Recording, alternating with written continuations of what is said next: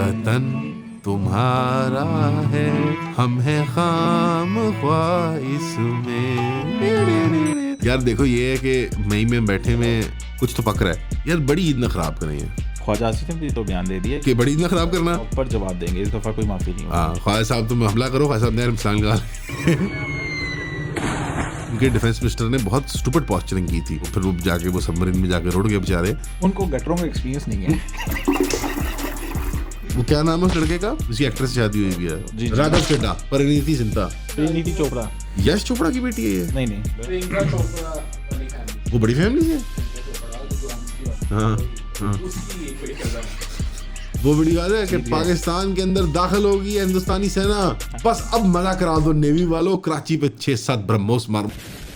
पागल है, मेंटली सिक है। Israel is their fatherland and India their motherland. मतलब आप सोचते हैं, आप ना विजुलाइज करें कि एक बंदा हो, उसने ना पैंट पहनी हो घुटने तक और सफ़ेद शर्ट पहनी हो हाफ स्लीव, और छोटी से छोटे पकड़ के पाकिस्तान पे हम कब्जा कर लेंगे।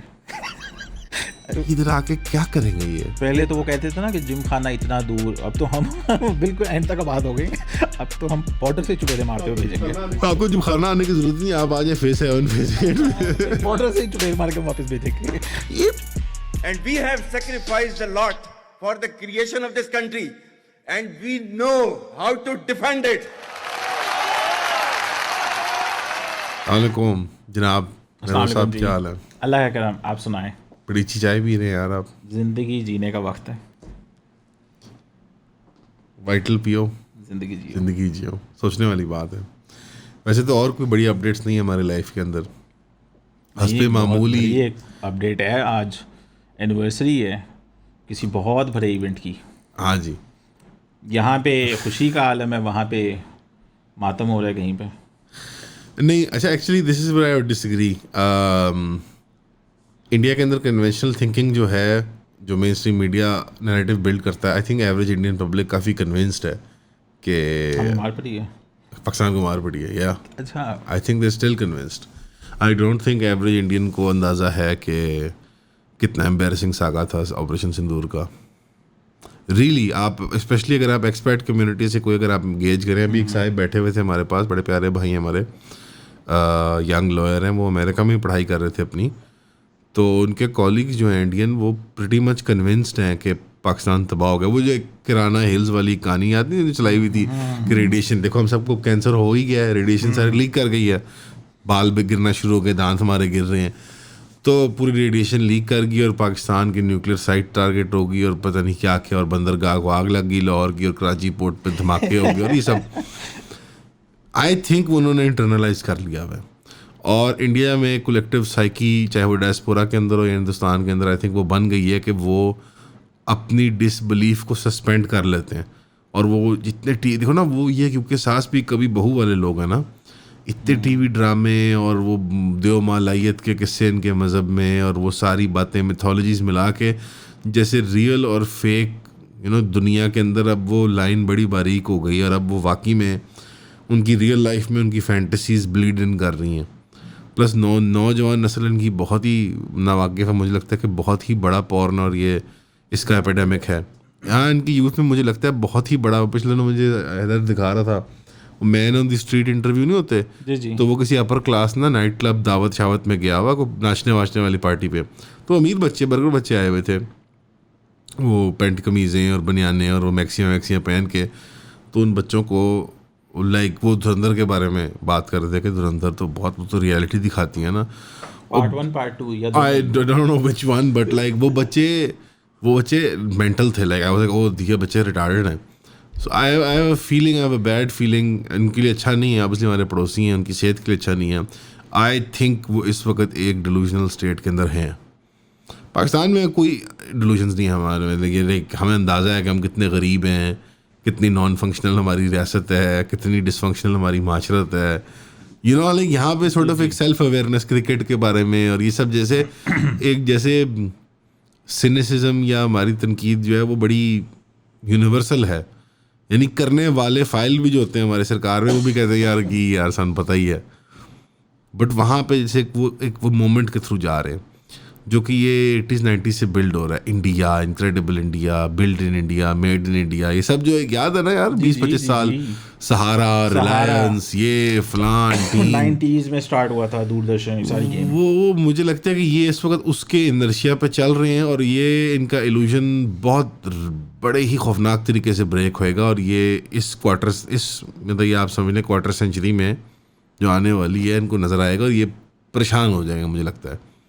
आई थिंक मई वाली लड़ाई उस तरह से ट्रांसलेट ओवर नहीं की, मीडिया मैनेजमेंट इंडिया ने बहुत अच्छी किया। वो याद था ना पंजाब वगैरह में वो मुझे लग इमरजेंसी, रहा था हमारी मीडिया मैनेजमेंट बहुत अच्छी गई है यार हमारी मीडिया मैनेजमेंट सरप्राइजिंगली अगर आप देखो तो आप उस टाइम मुझे बताओ सरकार ने कहीं पे कोई डके नहीं लगाए। ये बात नोट करें आप, ये बड़ी एक अजीब सी फिनोमेनन हुआ ना कि आपको कहीं पे भी सप्रेशन नहीं नज़र आई सरकार की तरफ से। मैं हैरान हुआ था इस बात से, मुझे लगा था कि बड़े को होगा कि यार ये बात ना करो, वहाँ वीडियो ना बनाओ, तो और ट्विटर तक ओपन कर दिया था उन्होंने सब खोल दिया। उन्होंने कहा आओ देख लो। वो कॉन्फिडेंस जो है बॉडी लैंग्वेज में पाकिस्तान की स्टेट की और उनकी स्टेट मशीनरी की जो लैक ऑफ कॉन्फिडेंस है वो तो मेरे लिए एक बहुत बड़ी अलामत थी एज अ पाकिस्तानी भी कि अच्छा यार असी साढ़े जेड़े उन सारा का सच बोल रहे हैं, उन्होंने कोई तकरीबन 70-80% झूठ पर मबनी है इस वक्त। और उनके स्पोक्स पर्सन बदलते भी रहे, जिस रफ्तार से बदले, जिस रफ्तार से उनकी स्टेटमेंट्स की टोनैलिटी चेंज की, सख्ती की टोन से नरमी की टोन, अब ऑलमोस्ट अपोलोजेटिक टोन, मतलब मोदी की स्पीच बहुत अजीब थी। पाकिस्तान ने हमारे भारत पर ही हमला शुरू कर दिया, तो दैट्स वेरी वियर्ड। ये लोग पिक नहीं कर पाते इन क्यूज़ के ऊपर। आई थिंक ये उस मजहबी, मुझे एक्चुअली ना दो इस वक्त कौमें एक डिलूजन की स्टेट में लगी हैं और उसमें भी इंडियन आगे हैं, वो इसराइली और इंडियन है डिलूजन की स्टेट में। इसराइलियों के पास चलो फिर बहाना भी है कि उनके पास मटेरियल सक्सेसेस बहुत हैं कि देखो हमने वहाँ उसको कत्ल कर दिया, हमने उसको बम मार दिया, हमने इसको, इनके पास कुछ क्या यार, they were what were they being sold जंग के टाइम पे। मेरे ज़हन में पता है क्या चल रहा था कि हमने 9 मई में इंडिया की डिल्यूजन तोड़ी है और ईरान ने इजराइल की डिल्यूजन तोड़ी है। इजराइल की इस वक्त डिल्यूजन आप सही कह रहे हैं कि ना लबनान में टूटी ना गाजा में टूटी, बंदे मर रहे थे, कैजुअलिटीज़ हो रही थी, लेकिन इज्तमाही डिल्यूजन जो होता है ना कौम का कि वो हम तो किसी जोन में जो बैठे होते हैं तो पता नहीं क्या, वो फन्ने खानी इवन जुलाई की लड़ाई में नहीं टूटी ईरान से, डर लगा उन्हें। लेकिन जो इस वक्त जो पहली बार मैंने खामोशी देखी है ना, पिन ड्रॉप साइलेंस इसराइल के अंदर, इंडिया के अंदर पिन ड्रॉप इसलिए नहीं हुआ बिकॉज पाकिस्तान ने और ईरान की लड़ाई की कंपैरिजन किया जाए तो पाकिस्तान ने और इंडिया जनरली हम कन्वेंशनल टारगेट्स को हिट करते हैं। हमने सिविलियन इंफ्रास्ट्रक्चर, ये ईरान इसराइल में तो ये आपस में शहरों में मारते हैं ना, इनकी तो लड़ाई ईंट कुत्ते वाली है प्रॉपर। हालांकि हमारी ईंट कुत्ते वाली, लेकिन हम ये एक हद नहीं पार करते, हमारे यहाँ ये रूल्स हैं कुछ गेम के। लेकिन मुझे इस बार बुरी अलामत ये लगी कि उनकी मीडिया पे जो उनको वादे किए जा रहे थे वो इन्हीं चीज़ों के थे। पोर्ट्स को हिट किया, एनर्जी ग्रिड तबाह हो गया है, डैम उनके तबाह हो गए हैं, आर्मी चीफ को मार दिया हमने, प्राइम मिनिस्टर को उठा के ले गए हम, याद है ये बातें।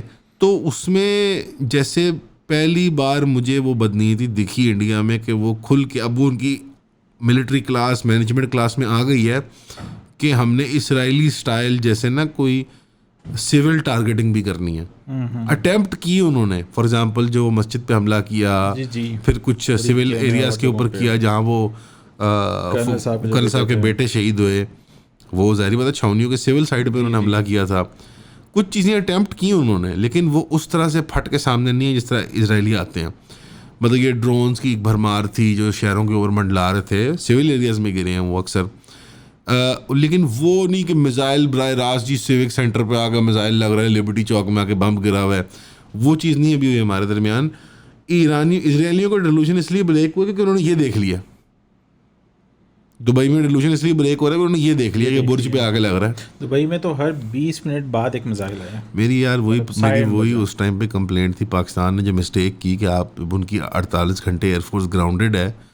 मिस्टेक तो नहीं है, ऑब्वियसली पाकिस्तान ने एस्केलेशन को अवॉइड करने के लिए किया और अच्छी बात है बिकॉज हम एक लंबी लड़ाई अवॉइड करते हैं, हमारी डॉक्टर नहीं है, ज़ाहिर बात है हम छोटे हैं साइज़ में मुल्क, लेकिन उस वक्त चांस था, they should have hit them because deterrence अभी नहीं कायम हुई ना। बालाकोट के टाइम पे डेटरेंस कायम हुई थी, आपने सेम एज जहाज़ गिराया, कैदी पकड़ा, वापस कर दिया, लेकिन उन्होंने एक प्रेसिडेंट कायम कर दिया कि वो आपके शहर के अभी टियर 2 टियर 3 सिटी में उन्होंने गाँव वाले एरिया में मारा।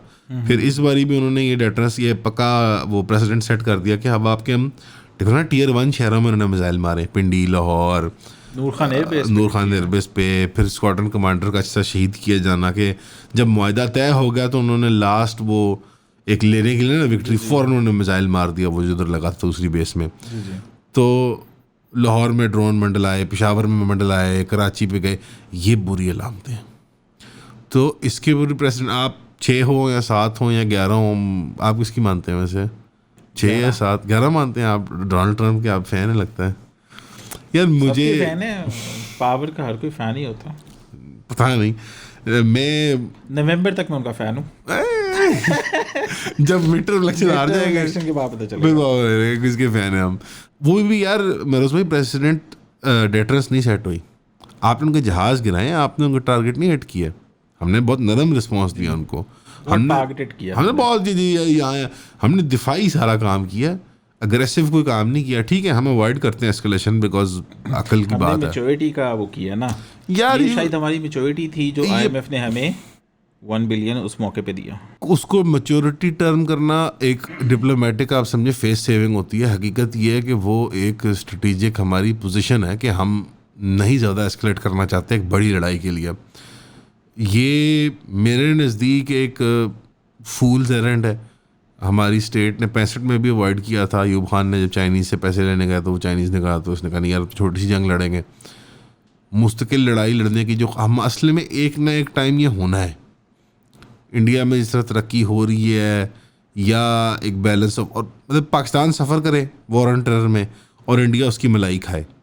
प्लेटो की एलिगोरी ऑफ द केव और जिम कैरी की dark comedy the Truman show का आपस में क्या ताल्लुक है? जहां एक तरफ प्लेटो बात करता है उस इंसान की जिसको कैद में रखा गया है और उसकी जो दुनिया है उसके लिए क्यूरेट की जाती है और उसको कोई अंदाजा नहीं है कि उसके बाहर वाली दुनिया में क्या हो रहा है, और दूसरी तरफ ट्रूमन शो के अंदर, सॉरी स्पॉयलर्स यहाँ नहीं मिलेंगे, अगर आपको स्पॉयलर्स चाहिए तो आपको हमारा द क्लब ज्वाइन करना पड़ेगा। yawnpodcast.com पे जाएं, अपनी मेंबरशिप परचेज करें ताकि जुमे के जुमे में आपको पॉपुलर मूवीज़ और टीवी के बारे में स्पॉयलर्स दे सकते। शुक्रिया।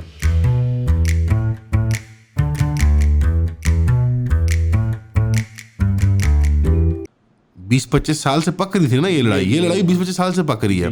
लोग कहते हैं जी इससे 40 वो और लड़ाइयाँ हो गई। वो कारगिल में सेटल हो गया था वो मामला, ना हम आगे बढ़ पाए, ना इंडिया अपनी को टेरिटरी ले पाया। यहाँ पे स्टेलमेट है जो हमारा कश्मीर वाला मसला है। अभी ज़्यादा बड़ा जो इससे भी बढ़ के ये भी मसला है, लेकिन हमारी जो जियो पोलिटिकल पॉस्चरिंग है विद रिगार्ड्स टू अमेरिका यानी vis-a-vis to the west, वो 20-25 साल इन्होंने मलाई खाई। इन्होंने आईफोन बनाए, इनके पास फैक्ट्रियाँ आई, ओबामा ने, बाइडन ने, फिर ये ट्रंप ने, सबने किया इन्वेस्ट। हमने खाए डंडे, डू मोर, जंप लगाओ, बने, हम कंज्यूमर बने, हमने लड़ाई लड़ी, बंदे मरवाए, वो मज़े कर रहे थे। तो ये जो लड़ाई अंडर द सरफेस पक रही है, इसकी एक बड़ी तवील या बड़े लेवल की झड़प से ज़्यादा यानी लड़ाई वॉर ये होकर रहेगी। तो मेरी ऐसे राय है नाकस सी है कि वो अवॉइड नहीं हम कर सकते। पाकिस्तान अवॉइड करना चाह रहा है, मुझे लगता है हम अवॉइड नहीं कर सकते। मुझे इसमें पता क्या फील हो रही है कि पिछले 1 साल में इस वॉर के बाद से जो 1 साल गुजर गया है, यूक्रेन और ईरान वाला जो इशू है, 2 ही रीजन्स में बड़ी अच्छी जंग चल रही है ना, जो मुस्तकिल चलने वाली तगड़ी जंग जो है, और उसमें ड्रोन्स का हमें यूज़ बहुत ज़्यादा नज़र आ रहा है। उसने काया ही पलट दिया कई जगहों पे वॉर की। मुझे ऐसा लगता है कि इंडिया ने जो एक अटेम्प्ट की थी ना हार्प ड्रोन्स के साथ वो अटेम्प्ट अब ज़्यादा होना शुरू हो जाएगी। मुझे असल ये डर फील होता है। इस वक्त हम ड्रोन्स जो पकड़ते हैं ना बॉर्डर पे, इंडिया और साइड से जो हम पकड़ते हैं कसूरिया, जो रिपोर्टेड होते हैं वो होते हैं कि ड्रोन्स से कोई आइस या कोई ड्रग्स स्मगल हो रहा था। तो छोटे कमर्शियल ड्रोन होते हैं। अब मुझे फील आती है कि यही इसी तरह के ड्रोन्स होंगे जो आपकी जो नेशनल सिक्योरिटी है ना उसको अफेक्ट करेंगे, और उसके लिए हमें तैयार होना बहुत ज़रूरी है यार। ड्रोन वॉरफेयर तो रियल देखे दैट वाज 2-3 जो नेगेटिव्स निकले थे ऑपरेशन जो सिंदूर और उसके जवाब में बुनियानो मरसूस और सारा ये मार का हक वाला मामला है। इसमें 2-3 जो बड़े ड्रॉबैक्स है, एक हमने डेटरेंस नहीं कायम की जी, वो अपना प्रेसिडेंट बढ़ा गए कि अब हम शहरों में भी मारेंगे। दूसरा उसका नुकसान ये हुआ कि हमें अपना एयर डिफेंस का पत्ता जल्दी दिखा दिया हमने कि हम कितने पानी में हैं। अब उसकी तैयारी करने का उनको मौका मिल गया। तीसरा जो ये है कि ड्रोन डिफेंसेस, अब इसमें कुछ कहा जाता है कि ड्रोन डिफेंसेस से हमने मुतल्लिक ज़्यादा अपना हैंड नहीं खेला बिकॉज हम नहीं रिवील करना चाह रहे अपनी defence capabilities drone defences. Aurangzeb साहब ने भी कहा यहाँ इन्होंने कहा था। एंड इसमें मुझे इसमें सहमति, इसमें हकानियत भी लगी कि इसे प्रोपेगेंडा नहीं है, ये PR नहीं है, ये बात मैं सहमति हूँ कि वो बहुत लो लेवल, लो थ्रेशोल्ड, लो यील्ड ड्रोन्स थे, तो उनको मैन्युअली टारगेट करना म्यूनिशंस के साथ, राइफलों के साथ मेक सेंस, ठीक है। आप बड़ा पिंडली ना खोलें बिकॉज वो ड्रोन टेस्टिंग के लिए ही आए थे। अब तक इंडिया ने जो हमारे पर ड्रोन अटैक्स किए हैं, दे वर नॉट सिंसियर, कोई झुंड या वेव्स नहीं थे ड्रोन्स के, दे वर मेंट टू टेस्ट के, स्ट्रेस टेस्ट करने के लिए कि कितना पानी में इनका सिस्टम है। तो वो अच्छी बात है कि आप उसको खुफिया रखें, बेशक शहादतें हो जाएं, हालांकि ड्रोन से ऐसी कोई मेजर कैजुअलिटी नहीं रिपोर्ट की गई, इंजरी आदि का दी है, बट शहादतें भी हो जाए सिविलियन या फौजी, वो ज़्यादा ज़रूरी है कि वो छुपाई जाए चीज़ कि हम क्या कर सकते हैं इस मामले के अंदर, ठीक। लेकिन अगर नुकसान ये हुआ है कि ये खाता खुल गया, ये झाका खुल गया अब, और ये ऐसी लो थ्रेशोल्ड किस्म की लड़ाई है कि इसको ना मुस्तकिल चलाना मुश्किल नहीं है। तो मुस्तकिल आप सोचें ना, बड़े शहरों में ड्रोन आ रहे हों, जैसे आपने कहा मिज़ाइल जो है हर 20 मिनट में आके दुबई में गिरा है, तो आप ख़ुद बताएं हर 20-25 मिनट बाद झुंड आ जाए छोटे मोटे ड्रोनों का, चाहे वो में पटाखे ही लगे हुए यार उनमें, चाहे वो जाके अगर किसी बिजली के खंभे में लगे तो वो खंभा भी ना गिरा सकें। आप एक फ्लैट में हो ना और हर 20 मिनट बाद साइरन बज रहा हो, ये chaos है, कैसे आपकी साइकी डिस्ट्रॉय हो जाती है। So this is a big question. इसके जवाब में पाकिस्तान ने, आपको याद होगा DGSPR ने कहा था कि हम अभी ईस्टर्न बोर्ड को हिट करेंगे इनकी अगली बारी। ये दिस वाज द आंसर जो फर्स्ट टाइम देना चाहिए था, ये मेरी राय हमेशा सच थी। इनकी इंडस्ट्रियल कैपेबिलिटी ज़्यादा उस तरफ है, इन्होंने डेप्थ में किया है ना हमारे से बचाने के लिए। अब हमारे पास काफ़ी देर से सलाहियत है उसको हिट करने की। तो जिस तरह S-400 के मामले में एक डेयरिंग का ऑपरेशन किया था ना, सुसाइड मिशन था, सारी बात है, वो ब्लाइंड हम गए उसके अंदर और अल्लाह ने मिरेकल किया, उसको मैं मौजे से कम नहीं मानता, और मैंने एयरफोर्स में भी लोगों से सुना है कि वो मौजा ही है बेसिकली, जिस तरह से वो हुआ है, अल्लाह का फजल है। और रियल उनके पास 3 थे, हमने एक तबाह कर दिया, 2 रहेगी बैटरीज, एक अभी आई है रिसेंटली और 1 नवंबर में आ रही है उनके पास। So that was a miraculous suicide mission, और उससे हमने बंदा भी बचा के ले आया, और उन्होंने स्टार्ट में बड़ा रपा किया, हमने गिरा दी, जहाज़ पकड़ लिया, लेकिन अल्लाह का फजल है कि शीट अभी तक क्लीन है, 0 ही है। दूसरी साइड पे 6 या 7 11 है नहीं पता, एक पास से 0 ही, अल्लाह का फजल है ये। तो ठीक है, कोई हमारे साथ कोई ड्रोन उन्होंने गिरा दिया, हमने जो चलाया वो तो नहीं, 6-7 तो हमने गिराए थे, हमने जहाज गिराया ना, जहाज जो है ना वो उन्होंने खुद गिराए हैं।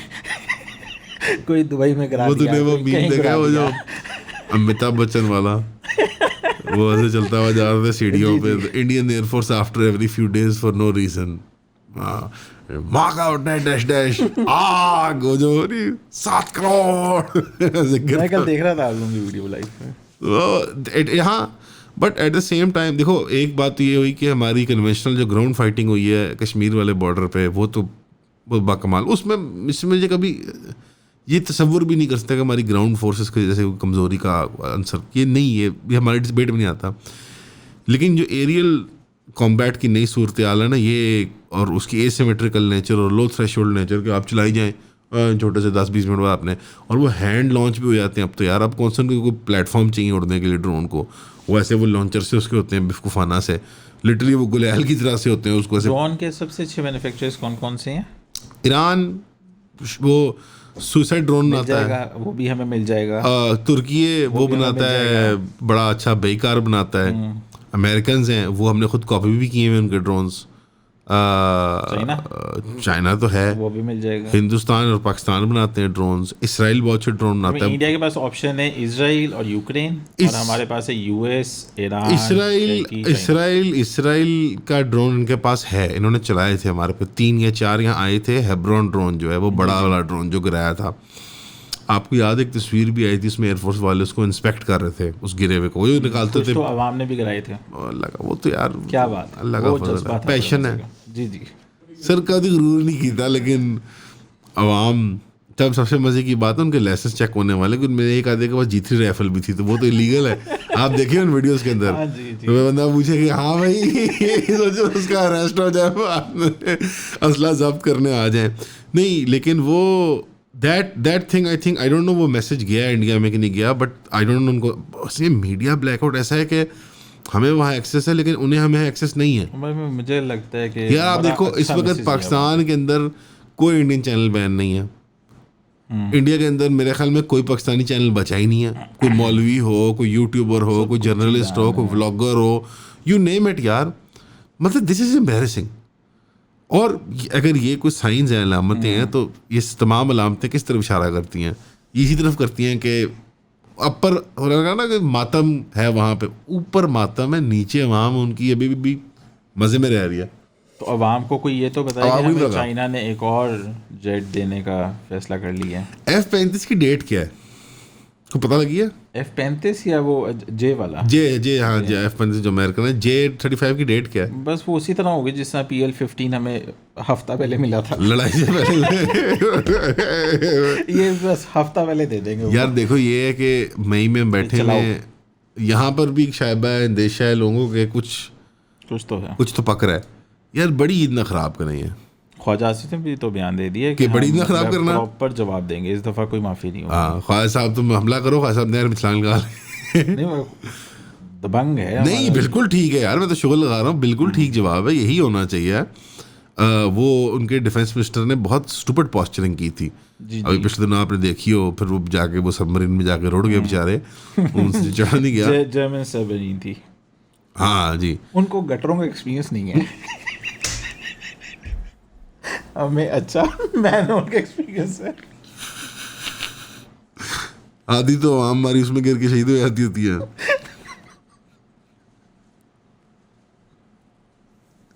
यार ये बंदा नहीं बाज आएगा यार, ये बंदा नहीं बाज आएगा।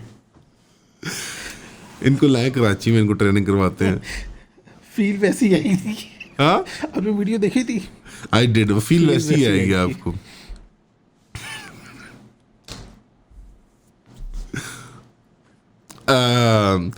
आई मीन ये me personally I don't think India ने लेसन लर्न किया है, बिकॉज हमने प्रेसिडेंट नहीं कायम किया, हमने डेफिनेंस नहीं कायम की। ये फिर इसलिए तैयारी कर रहे हैं, सोचने वाली बात है ना ये। और Bharat at the same time Bangladesh में उसको इशू है, चाइना में उसको इशू है, पाकिस्तान में इसको इशू है। ये चीज़ें वो अफोर्ड कर सकते हैं। जब उस वक्त जब मोदी को अपने ही वेस्ट बंगाल में, जहाँ पे उनको जीत मिली है अलार्मिंगली, और वेस्ट बंगाल की जो गवर्नमेंट है वो उसी के ख़िलाफ़ बहस कर रही है कि ये रिग्ड इलेक्शंस हैं और हम अपनी सीट नहीं छोड़ेंगे। मैं ममता बनर्जी की बात जी, इंडिया में इतने बड़े पैमाने पे मैंने तो चैलेंज नहीं देखा ऐसा कि जहाँ जमहूरियत इटसेल्फ को क्वेश्चन में ले आए हैं जी। ये फैसिनेटिंग टर्न ऑफ इवेंट्स है मेरे लिए। आपने अभी ही बताया प्रोग्राम से पहले कि ममता बनर्जी बहुत अनलाइक्ड है। मैंने जहाँ तक समझा है, सुना है, उनको इंटरनेट पे लोग पसंद नहीं करते उनको बिल्कुल भी। बंगाल में भी पसंद नहीं किया जाता, और जनरली हिंदुस्तान में मजहबी तबके से भी, जो हिंदुत्व का तबका है या जो सेकुलर तबका है, उनमें ममता बनर्जी को पसंद नहीं किया जाता। शुरू दिन से है या ये पिछले कुछ सालों? नहीं, इनकी ये कारकर्दगी की बुनियाद पे मुझे ऐसे महसूस है कि ये बेकार है बेसिकली। इन पे वही करप्शन के सिस्टमिक चार्ज, यार वही के फाइलों को पहिए लग जाते हैं, गरीब बंदे की सुनी नहीं जाती। बंगाल के बारे में और जनरली इनकी इस तरह की स्टेट्स के बारे में यही है कि बहुत ही करप्ट है। हालांकि बीजेपी भी बड़ी करप्ट है, वल्लाह आलम PR बेहतर मैनेज्ड है या क्या है, बट इनके बारे में पर्टिकुलरली इनकॉम्पिटेंस और करप्शन के बहुत इल्ज़ाम हैं, लोग नाराज़गी हैं। आपका क्या ख्याल है? आपकी कुछ बात भी हुई कॉरेस्पॉन्डेंट से वहाँ पे, यार कुछ न्यूज़ रूम में भी लोगों से बात हुई है, उस इलेक्शन की कवरेज इतनी बुरी है पाकिस्तान के अंदर कि मैं खुद बड़ा ब्लाइंड साइडेड हूँ। मैंने खुद बहुत कवरेज उसकी कंज्यूम नहीं का की। तो यहाँ तक कहना है कि इंडिया के अंदर भी इसकी कवरेज कोई इतनी अच्छी नहीं हुई। टोटली मोदी की उसमें पोजीशनिंग में इलेक्शन गया है, पहले दिन से जा रहा था। इशू सबसे बड़ा ये बना है कि जो बीजेपी के मतलब कंटेस्टेंट थे कि जिनका there was a very fine possibility कि वो अगले CM होंगे, उनके PA को असैसिनेट कर दिया गया है। उसकी वजह से और ज़्यादा वहाँ पे क्राइसिस पैदा हो गया। अच्छा, वहाँ पे जैसे एक जज्बाती एक वो वोट भी डाला है, फॉर्म नहीं हुई और जो कैंडिडेट्स हैं वो आपस में लड़ रहे हैं, शुरू हो गए हैं। यार फिर तो कोई मेक और ब्रेक मामला है इनके लिए। अल्लाह का शुक्र है पाकिस्तान में ऐसा नहीं होता। हाँ, पाकिस्तान में ये चीज़ें कभी देखने को नहीं मिली। नहीं, अल्लाह का फजल है। नहीं अल्हम्दुलिल्लाह, नहीं मन भी वाकई इस तरह की हाँ, और चीज़ें होती रही हैं हमारे इलेक्शन कि मतलब आपको इतनी संजीदा नोयत के पाकिस्तान में भी नहीं देखी, वो क्या है?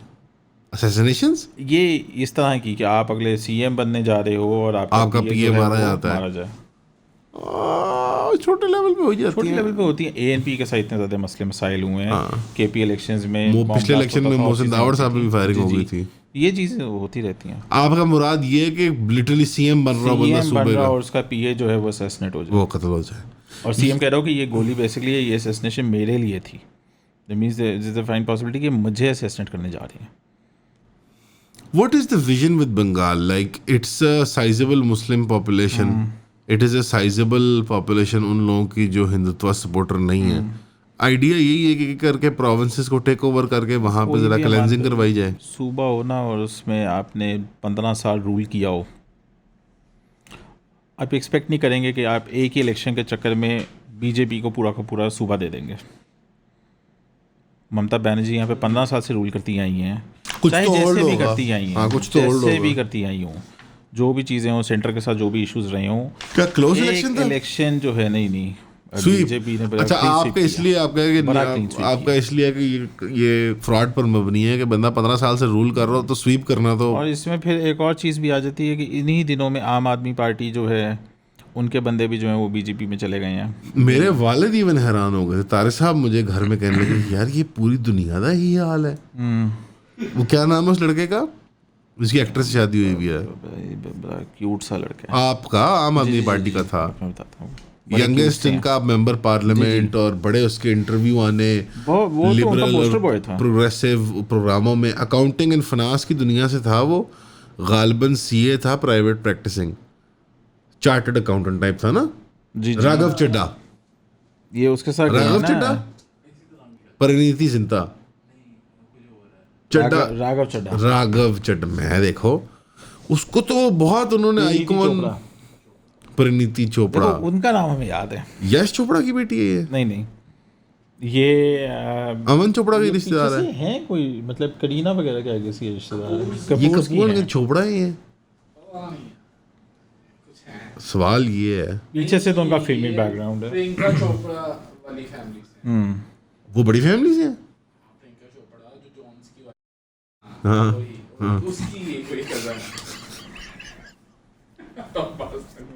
यार वो माई लग रही होती है बच्चे के सामने यार। जी बार लिटरली यार उसकी हैंडलर लग रही होती है। अच्छा, तो वो चोपड़ा और ये वो सिर्फ अकेला नहीं गया, 5-6 बंदे अपने साथ लेके गए हैं। यार ये बड़ी अजीब सी बात नहीं है? मतलब कुछ बैक चैनलिंग में ऐसे हो रहा है कि जो हम तस्वर भी नहीं, मीडिया में कोई इसके बारे और में इसमें ह्यूमन। सबसे बड़ी चीज़ मन में पता है क्या होती है? बोट है ना, ये ग्लास है, आपने इसको सिंक करना है तो आपने एक क्रैक डाल दिया ना, बाकी खुद ही आ जाएंगे। पानी खुद आना नहीं, तो इसमें ह्यूमन क्राई नहीं हुई बहुत बड़ी इंडियन मीडिया में कि यार ये राघव चड्ढा ने, यार इन्होंने पिछले ना बीजेपी ऑल्सो होल्ड्स मीडिया सारी यार इन्होंने 20 साल लगा के मीडिया वाला काम बहुत सेट कर लिया है। जी मतलब उनकी तो कोई टीवी यार देखो, एक रिटायर मेजर हो जिसने कॉम्बैट ना देखा हो, जो बर्फ के टीले के नीचे दब के फौज से रिटायर हो जाए। मैं बात कर रहा हूँ हमारे सब हर दिल अजीज मेजर गौरव आर्या, जिनको यहाँ पे लाड से मिस्टर मेजर गोबर कि बस ये समझाते रहो लोगों को क्या हो रहा है। मेजर गोबर आर्या जो हैं यार, मतलब वो मेन स्ट्रीम टीवी के ऊपर, और वो इतने बड़े उनके जो लॉयर स्लैश साइंटिस्ट हैं, रंगनेथन जो हैं, पता नहीं क्या नाम है, और इतने ज़्यादा वो लोग बात कर रहे हैं जेडी कि बख्शी, वहाँ पोर्ट पे हमला हो गया है लाहौर के, लाहौर भी फैसलाबाद भी, टीवी पे। ओ भाई वो याद है वो वीडियो भी मजे बोलती, कर रहा है। यस, वो वीडियो याद है कि पाकिस्तान के अंदर दाखिल होगी हिंदुस्तानी सेना, हाँ, बस अब मजा करा दो नेवी वालों, कराची पे 6-7 ब्रह्मोस मार। मुझे वो भूलता नहीं है कि यार ये पागल है, मेंटली सिक है। ये किधर है, ये किस फैंटेसी लैंड में रह रहा आदमी। अब पिछले दिनों वो एक प्रोग्राम में इंटरव्यू करते करते उसको एक एंकर ने पूछ दिया, खातून ने, मेरा ख्याल है पाकिस्तानी एंकर थी, जो वही जो बहस वाले प्रोग्राम होते गालियों वाले, उनमें गई हुई थी। तो उन्होंने कहा कि आप इसराइल का साथ देते हैं, मुझे को वो जालिम है, आप ये क्या, एक ऐसी पॉलिसी, तो ये गैर अखलाकी पॉलिसी है। और वो फादरलैंड मदरलैंड वाला उन्होंने मजाक कर दिया, उसने कहा हमारा भाई है इसराइल। अच्छा, ये बात उन लोगों को भी चुभती है कि उसने फादरलैंड का पाकिस्तानी, क्यों कर दिया? अब वो क्या करेंगे, मोदी को क्या सफाई पेश करें? मोदी ने इंडिया को मदरलैंड किया था ना, मदरलैंड, और उनको फादरलैंड। ठीक है, और अफगानिस्तान छोटी सी बेबी लैंड। ठीक है। तो अब उन्होंने ये हमला करके, कार्रवाई करके, ये अब क्या साबित, मतलब वो कह रहा बंदा टीवी में कि इसराइल हमारा भाई है और जिस तरह गाज़ा पे बम मारते हैं वो लबनान पे मारते हैं, हम तुम्हें भी मार के उड़ा देंगे, ये उसने कहा। इसको टीवी पे आने देते हैं इसके बाद। नेतन्याहू हर दफ़ा वॉर वॉर वॉर वॉर का डायलेमा लगा के पावर में रहे हैं ना, यहाँ पे मुझे मोदी से भी यही एक्सपेक्टेशन होती है कि वो शायद यही हरकतें कर रहे हैं। यार मुझे तो एज एन आउटसाइडर देख के लगता है कि उनका मेन मुद्दा ये हिंदू खतरे में जी, वो तो कोई और बात ही नहीं करते वो लोग यार। मतलब उनके टीवी शो में भी यही बात हो रही होती है कि कितने खतरे में रहते हैं यार।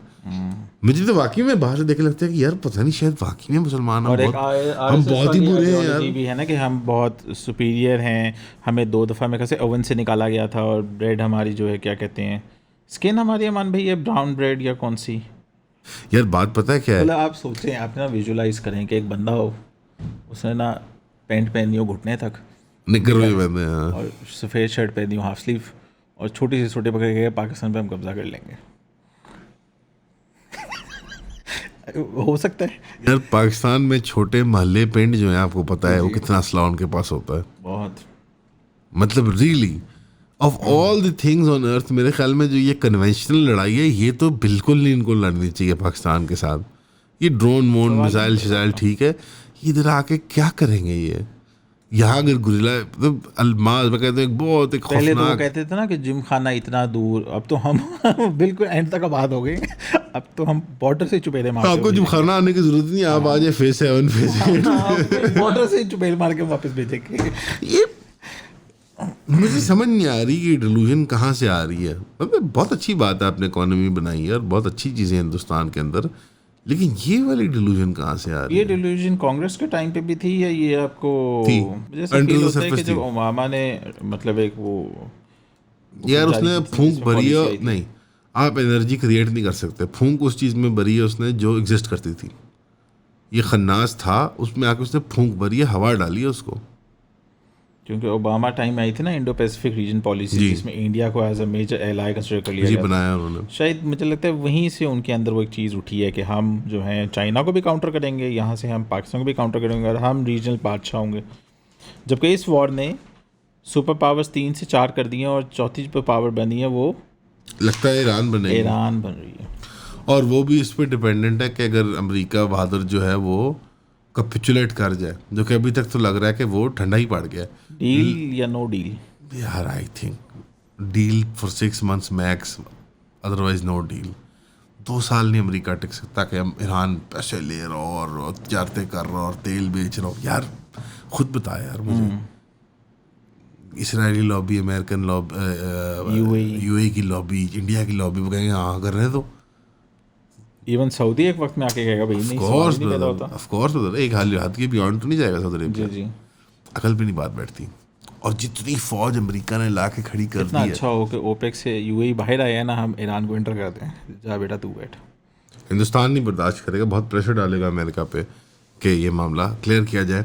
लेकिन हम वो इंडिया की बात कर रहे थे कि ये वेस्ट बंगाल वाली आपको कुछ समझ आई है? मुझे तो समझ नहीं आई, मैंने तो पढ़ाई ही नहीं की, मेरा दिमाग तो टोटली वो ईरान वाली चीज़ में बोझल है। मैं तो वेट कर रहा हूँ कि मोदी कब स्पीच देगा वेस्ट बंगाल जाके और दोबारा ऑपरेशन सिंदूर का किस्सा छेड़ेगा। यार मुझे लगता है छेड़ने की जरूरत नहीं है, इलेक्शन हो गया नहीं, पॉइंट हार के भी जीत गए। तब वो बिहार के इलेक्शन थे, वो जरूरत थी उस टाइम पे तमाशा करने की। अब क्या जरूरत है तमाशा तो करने की? जीत गए। उनको समझ नहीं आई थी जीतना कैसे होता है, उनको किसी ने बताया नहीं था कि जीतने के लिए ना जंग करने की जरूरत नहीं होती, बस पोस्चरिंग करनी होती posturing है, करनी थोड़ा सा तमाशा करके ना। आई थिंक वो एक्चुअली सरप्राइज हुए थे कि उन्होंने जवाब क्यों दिया इतना। हम भी जी वाकई में भारत ने वहाँ दहशतगर्दों के अड्डों पे, ठिकानों पे हमला किया, तो आपने पाकिस्तान ने कवरेज की थी लाइव। इवन अमान भाई मैं हैरान हो गया था जब आया ना एक जहाज गिरा, बल्कि पहले टिकर ये बजा था 2 जहाज गिरा दिए, फिर आया 3, फिर 4। तो 1 सेकंड के लिए ना आप खुद हिल जाते हो कि यार ये क्या हो रहा है? ये क्या हो रहा है। मतलब हम तो पहले 10 ओवर में विकेट नहीं ले पाते, हम उनके 4 अच्छा मुझे समझ नहीं था इस तस्वुर, इस डिल्यूजन में मैं कभी नहीं पढ़ा कि पाकिस्तान लड़ नहीं सकता इनसे। ये मुझे पता नहीं आप लोगों ने कहाँ से सबक निकाला हुआ है। ये मुझे याद है वो शहजाद गाजी प्रोग्राम में आया था तो हमारी क्या अहमियत है जोग्राफी, और मुझे समझ नहीं आ रही थी इस बात की। ये कुछ आइडियाज़ ना ये हमारी रियासत ने हमें बेचे हैं। जी वॉर ऑन टेरर के बाद आवाम को एक सबक बेचना था कि हम तो बहुत कमज़ोर हैं, हम तो लड़ नहीं सकते, हम तो मर सकते हैं, अमन की आशा, और ये सब मुशर्रफ दौर के प्रोग्राम थे। और बाजवा साहब ने इसको फाइनल के जियो इकोनॉमिक्स होगी, तिजारत होगी, जंग लग गए हैं। ये झूठ पर मबनी है ये बात। वो एक चूरन बेच रहे हैं बिकॉज वो चाहते हैं कि वो कोई पॉलिसी बनाना चाहते हैं। मुझे लगता है ये कि वो शॉर्ट टर्म गेन के चक्कर में ना हमारी रियासत ने ये चूरन बेच के अवाम को एक्चुअली डिमोरलाइज कर दिया कि लोग शौक में चले गए कि हैं ऐसे लड़ सकते हैं। वही वाली बात होती है, अंडर कमिट करो और ओवर डिलीवर कर दो, तो क्लाइंट फिर कहता है कि ओए वाह वाह वाह, वो मैम आपके लिए मैंने स्पेशल डिस्काउंट किया। कौन सा स्पेशल डिस्काउंट हुआ है? स्पेशल आपके लिए टेबल लगाइए, वो कॉर्नर की सुकून से आप लोग बैठिएगा। हाँ, रेस्टोरेंट में इस तरह कहते हैं, sir ji last piece, ma'am last piece आप ले जाएं, थाने बेच रहे थे कपड़ों की। तो अंडर कमिट करके ओवर डिलीवर करने वाली बात है। But to be frank with you, ये बड़ी नुकसान दे रही है कौम की साइकी के लिए। आपने कौम को सबक पढ़ाया कि हम तो लड़ नहीं सकते, हमारे पास है ही कुछ नहीं है, हमारे पास असला ही नहीं है, हम भूखे नंगे हैं। वो इसलिए था क्योंकि आपने अमेरिका से डराना था लोगों को। साथ ही साथ उस पैकेज में आया था अमन की आशा वाला पैकेज, तो उस पैकेज डील के चक्कर में शॉर्ट टर्म में आपने बेच तो दिया, लेकिन अब आपने दानिश की एक पूरी लिस्ट पैदा कर दी है। दानिश्वर जो हैं, जो बिलो 40 हैं, बिलो 50 हैं, वो सारे ही बातें करते हैं, टीवी पे आके यही बातें करते हैं, दिन रात यही बात करते हैं, यूनिवर्सिटी में ये बात करते हैं। मुझे एक आज साहिब आए कह रहे कि मैं फैसल उड़ाई साहब की वीडियो देख रहा, देखो सुनो जानो की, तो एक हफ्ता पहले ना, लड़ाई से पहले मैं देख रहा था, तो वो वीडियो थी कि something to the effect of, मुझे याद नहीं है, कि पाकिस्तान का पूरा प्रोजेक्ट ही गलत बना था। और लिटरली वो ये रिकॉर्डिंग करते हैं तो जंग शुरू हो जाती है। और आप इन लोगों की बातें देखें तो यही बातें थी कि हमें हकानी साहब की किताब से देखना चाहिए, हमें डीन्यूक्लियराइजेशन को कंसिडर करना चाहिए, हमें ये करना चाहिए, हमें वो करना चाहिए। ये आपकी कॉमन डिस्कशन थी। मगर आपको नहीं फील होता कि अब जो नई इस्टेब्लिशमेंट आई है वो इस डिस्कोर्स को बदल रही है? मैं तो कह रहा हूँ बदल रही है, लेकिन अप अंटिल दैट पॉइंट उनके कहने में तो कोई नहीं आ रहा था ना। जब तक कि उन्होंने मई में वो डिस्प्ले नहीं किया, उनके कहने में तो कोई नहीं आ रहा था। आप बात को समझे? वही बात।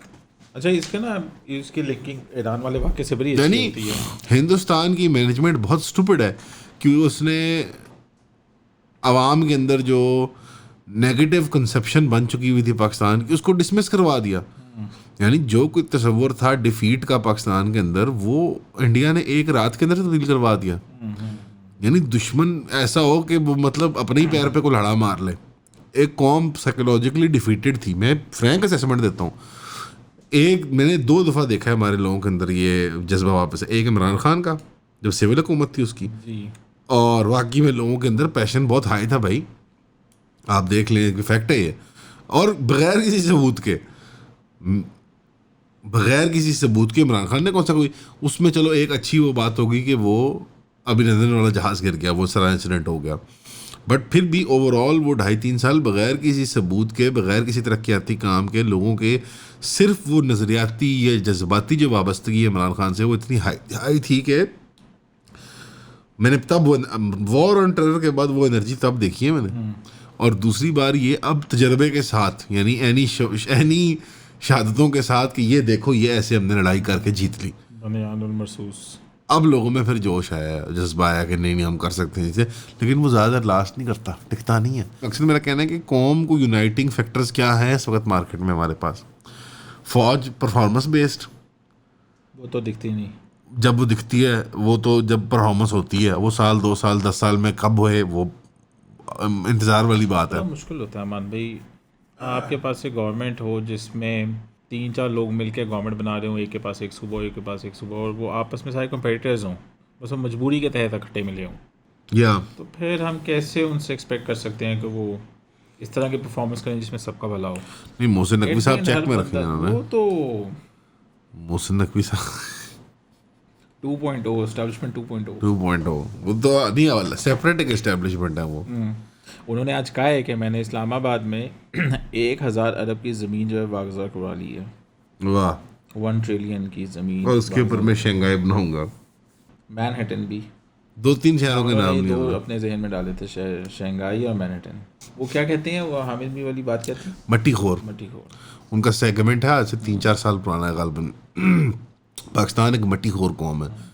पहाड़ काट जाती है, टिब्बे टोए छोड़ जाती है. मतलब the whole point of Islamabad is what? मुझे Topography. इस्लामाबाद मेरा फेवरेट 3 शहरों में से एक था, टोपोग्राफी सिर्फ उसकी ग्रीनरी की वजह से. और ऊंच नीच टोपोग्राफी की वजह जी, से. जी, वो तबाह कर तो कुछ भी नहीं हो रहेगा. जाएगी. मरियम साहबा जो कह रही हैं कि लाहौर गंदा है, जहाँ सफाई नहीं है, वो क्या कह रही हैं? हमने ज्योग्राफिया खराब कर मुझे भी दी. सुबह आते हुए ना दिखाई नहीं दे रहा था. नहीं दिखेगा, दिख नहीं सकता. लिटरली मैंने वो आप चाहे नहीं दिख सकता. आपकी शहर की प्लानिंग गलत हुई हुई है, हमारी प्राइवेट डेवलपमेंट पब्लिक डेवलपमेंट गलत हुई हुई है, सरकारी भी और प्राइवेट भी.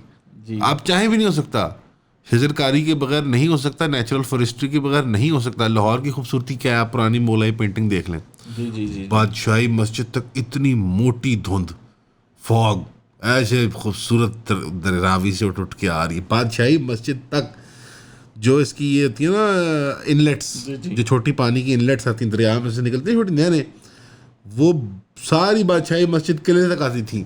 और उन नहरों के अंदर ना उनके बीच में जो बाग बन जाते हैं ना नहरों के दरमियान, वहाँ क्या, वहाँ नील गाय फिर रही है, वहाँ ब्लैक बक फिर रही है, हिरन, वहाँ कबूतर और तोते. और ताई लाहौर है जिन्हें लाहौर नहीं वेख्या जमिया नहीं. ए वाला लिबर्टी चौक वेखण ते कोई नहीं, मतलब मरंडे ने यार डिफेंस नहीं दे राया देख के कोई नहीं मतलब फिर पैदा हुआ दुनिया में. अब लिबर्टी चौक से दोबारा गुजरिएगा, वहाँ इतने बड़े बड़े बैनर्स लग गए हैं कि लिबर्टी चौक ही ना छुप गया एक किस्म का. चौक छुप गया यार. आपको याद है बसंत पे इनको यार असली में खुद मशीर मरवाने वाले हैं, वजीर मरवाने वाले हैं. इतनी बड़ी मरियम साहबा वो 3D लगा दी थी उन्होंने, वो चौक से बड़ी थी यार. वो वर्टिकल ऐसे याद ना यार. इट वाज नहीं, वो अभी भी मरियम साहब आती है उसमें. स्ट्रक्चर अभी भी लगा है है. ना, उस पे अब ऐड चलते हैं. हाँ वो तो ये कितना बदसूरत है वो यार. यहाँ नहीं देखा ये. अब मुझे बताओ डिजिटल मार्केटिंग के दौर में, टीवी और एप्स के दौर में, एक बिलबोर्ड काहे को? अव्वल तो बिलबोर्ड का उस्ताद आप गिरजा चौक से चलें कैंट में, one of the most beautiful church वहाँ पे, साफ सुथरा वो मोहल्ला, बड़ा क्वाइट. वहाँ धोबी और ये इस तरह के नाई, अब वहाँ पे सारे बर्गर पिज़्ज़े वाले खोल दिए आपने. वहाँ से चलें आप रात के वक्त और आप जाएं ऑल द वे हुसैन चौक तक, एक सेकंड नहीं होगी सिवाय कि आपकी आंखों में वो नियॉन लाइट ब्राइट नहीं पड़ रही होगी किसी ब्रांड की, किसी प्रोडक्ट की या किसी उसकी. एक सेकंड नहीं है. ये सबसे अच्छी सेंट्रल ड्राइव है आपकी, एक किस्म की शहर का ये मिड पॉइंट है. जी अगर आप मॉल्टन की तरफ जाएं एकदम से आंखें आपकी ठंडी हो जाएंगी. क्यों? गंगाराम ने चीज़ बनाई है, एक ब्रांड है वो.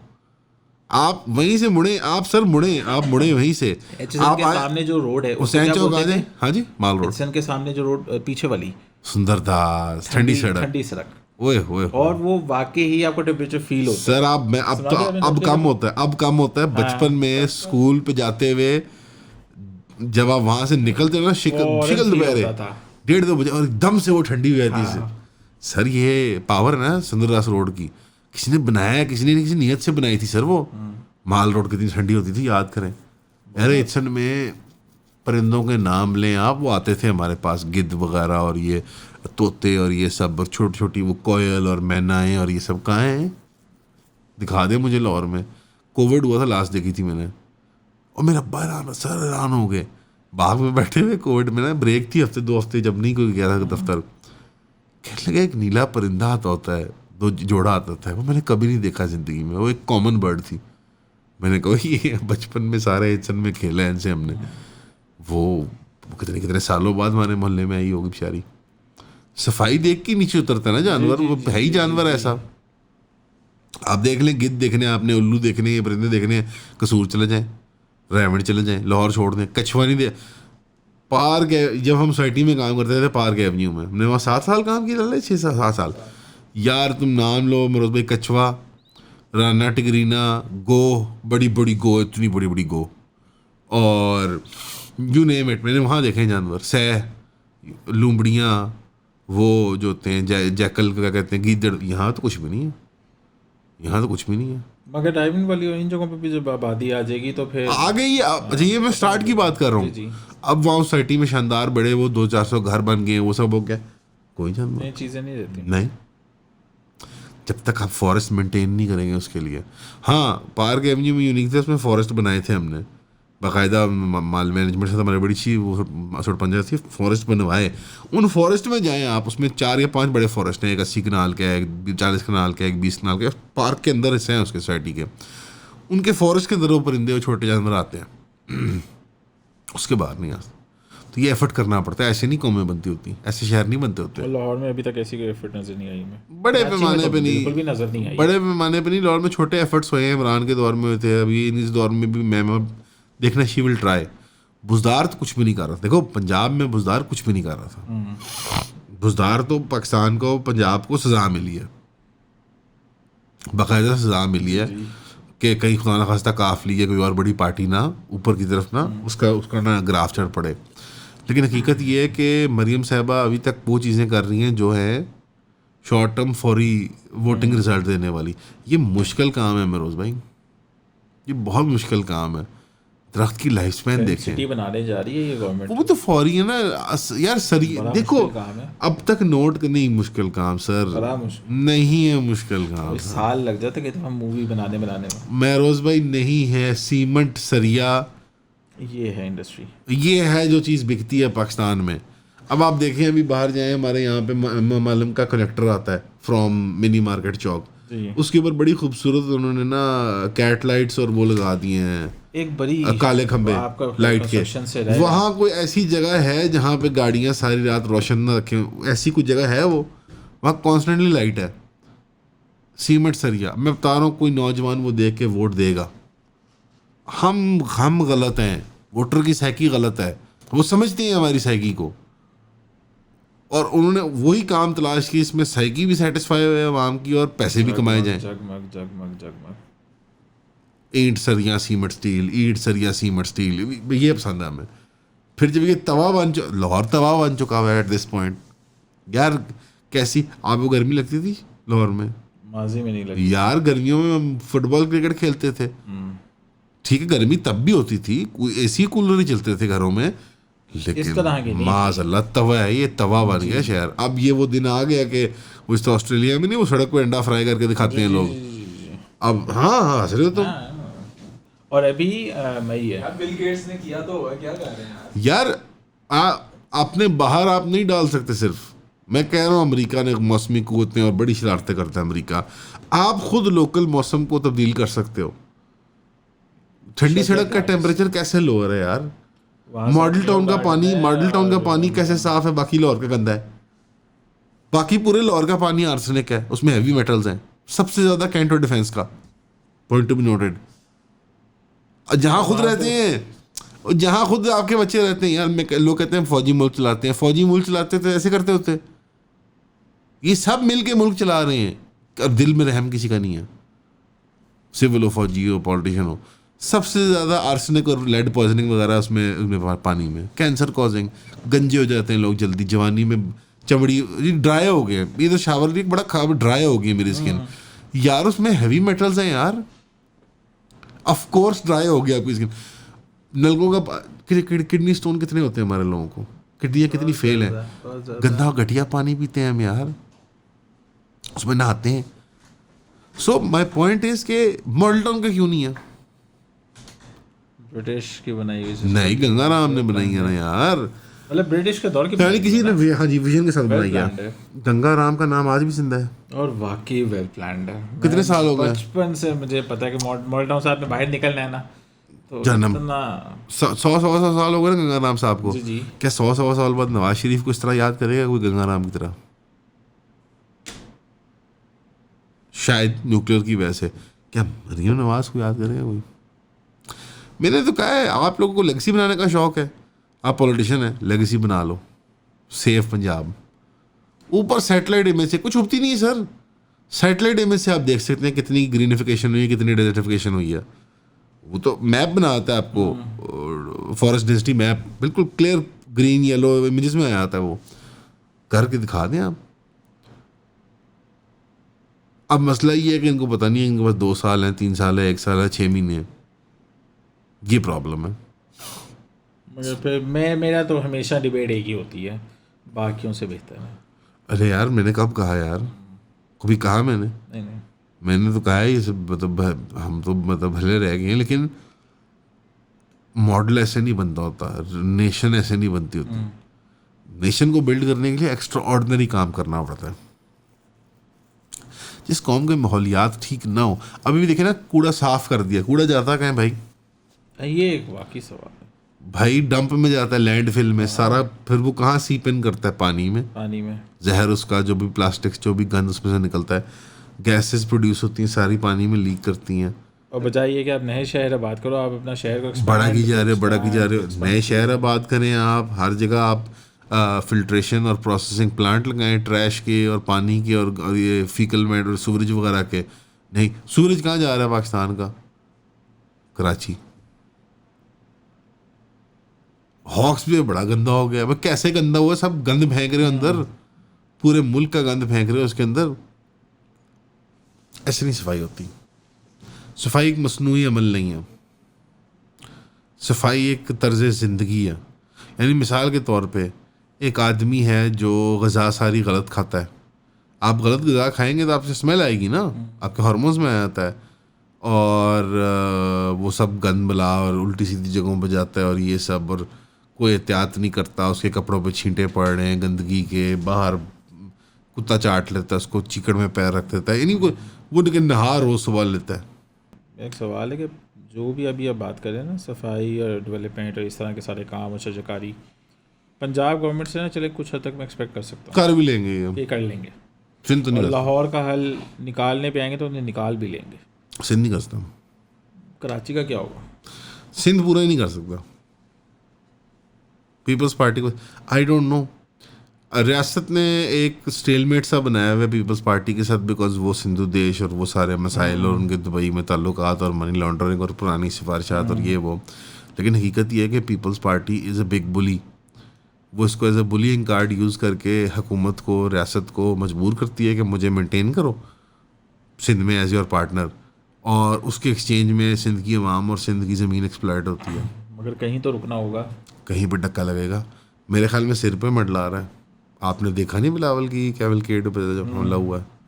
हमले से कम कहेंगे उसको, क्या कहेंगे? तो डायरेक्ट आपने रजिस्ट कर दिया, और रेजिस्टेंस आप सोचें वहाँ पे कोई मोटरसाइकिल टक्कर मार देता और जवाबी कार्रवाई में एक सिक्योरिटी वाला फायर चला देता। Then what? था। Crisis, highest order crisis. Then what? Then what? Presidential rule rangers आ जाती। चले किसी को मशवरा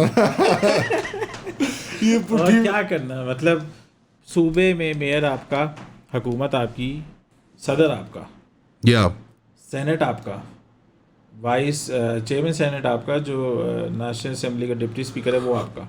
no, they have no excuse, yeah they have no excuse. पूरा बजट यार असल में इट सीम्स कि जो भुट्टो ख़ानदान या जरदारी ख़ानदान की थर्ड जनरेशन है ना, वो शरीफ ख़ानदान की थर्ड जनरेशन जितनी कॉम्पिटेंट नहीं है। मुझे पता क्या लगता है कि अगले वोटर टर्नआउट में ना, मैं कराची का वोटर टर्नआउट बहुत कम देखता हूँ। सबको तो आजमा लिया आपने, जमात को they tried, Jamaat they tried PTI, उनका वोट ही नहीं माना। फिर दोबारा पीटीआई को दिया, वो चेंज हो गई गेम। एमक्यूएम वैसे हाफिज सईद साहब को, हाफिज सईद कह रहा हूँ, हाफिज नईम साहब को उन्होंने निकाल दिया, नए अहदे पे आने दिया। पीटीआई ने सरकार को तो है ही क्रैकडाउन। जी। हाँ यार, किसको वोट देंगे ये? मुझे लगता है वोटर टर्नआउट कम हो जाएगा, और मैं एक्सपेक्ट कर रहा हूँ कि कराची में वोटर टर्नआउट सबसे कम होगा, मतलब सारे मेट्रोपॉलिटन सिटीज़, बड़े मेट्रोपॉलिटन अर्बन सेंटर में कराची में सबसे कम होगा। You are right. कोई एक्सपेक्ट, मतलब मैं कराची का हूँ, मैं एक वक्त में जीआई को वोट दूँ, वो परफॉर्मेंस ना दिखाए, फिर मैं ज़बरदस्ती का मुझसे वोट ले लिया जाए एमक्यूएम का, मिसाल तो वो भी ना परफॉर्मेंस दिखाए, फिर पीपल्स पार्टी का ले लिया जाए वोट, वो भी ना परफॉर्मेंस दिखाए, और फिर मैं सोचूं कि इमरान की एक वो चलती आ रही है कि ये मुल्क बचाएगा, नया पाकिस्तान होगा, वो भी ना परफॉर्मेंस दिखाए, और फिर मैं दोबारा इमरान को वोट दे दूँ और मेरा वोट ना सुना जाए। तो अब मैं वोट क्यों दूँ जब पेट्रोल 400 का हो? अब मैं वोट क्यों, मैं कैसे दूँ? छुट्टी करके जाऊँ मैं आराम से, कहने को तो छुट्टी का दिन होता है वोट का, लेकिन सब काम धंधे चल रहे होते हैं, सबको पता है। और नहीं होता उस तरह। वो इन इलेक्शंस में ही मुझे नज़र आ गया था मान भाई कि वो जो लोगों के अंदर एक वो होते ना जोश इलेक्शन का, वो नहीं था, कोई भी नहीं था। जैसे खाना पूरी मेरे करने अपने घर से सिर्फ 2 लोग गए थे वोट देने, और वो भी ज़िद में गए बाकी नहीं गए, क्यों? क्योंकि उनको पता था क्या होना है। आपके हल्के में पीटीआई हार गई, कौन साहब खड़े हुए आपके हल्के में? खोकर साहब, और जीत गए वो।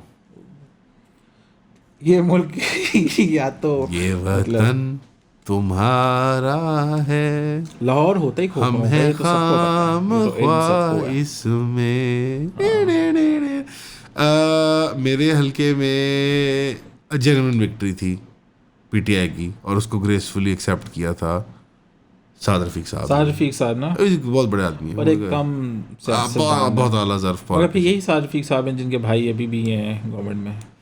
मतलब एक ही घर में एक बंदा कह रहा है कि नहीं, और एक कह रहा है हाँ। कैसे? दुनिया गोल है, मुनाफिक माहौल है, कोई तोता है, इन्होंने कोई ना मैना है। नवाज शरीफ और शहबाज शरीफ वाला मॉडल अपनाया है।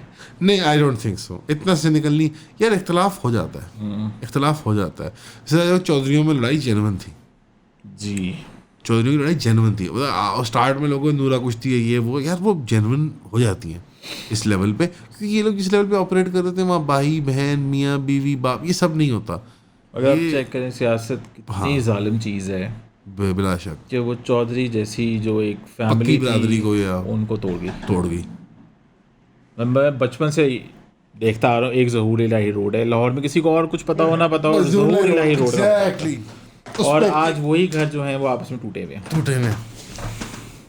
और ये परवेज़ इलाही साहब मतलब अपने घर से बरामद हुए थे या साथ वाले से हुए थे?